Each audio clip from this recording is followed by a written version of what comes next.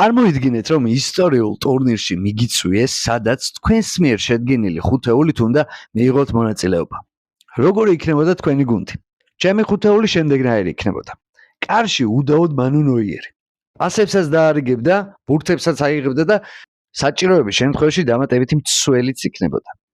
მიუხედავად იმისა, რომ გერმანული ფეხბურთის დიდი მოყვარული არასდროს არ ყოფილვარ, მეკარეებს შორის მანუ მაინც ყოველთვის ჩემი ფავორიტი იყო. ერთი მცველი მაინც საჭიროა გუნდში და ვინ თუ არა სერხიო რამოსი. ხისტი, ხასიათიანი და ბურთის საკმაოდ კარგად ცოდნე. გუნდის სული და გული და მოედნის ცენტრის ბატონ პატრონი ჩემთან ზიზუ იქნებოდა.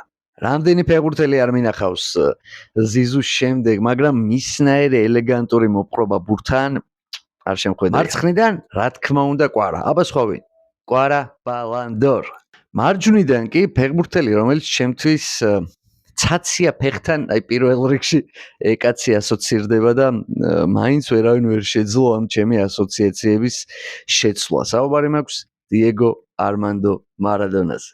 აი, ასეთი იქნებოდა ჩემი ხუთეული ისტორიულ ტურნირზე, რომ მივეწვიეთ. დაწერეთ თქვენი ვერსიებიც და შევეჯიბროთ.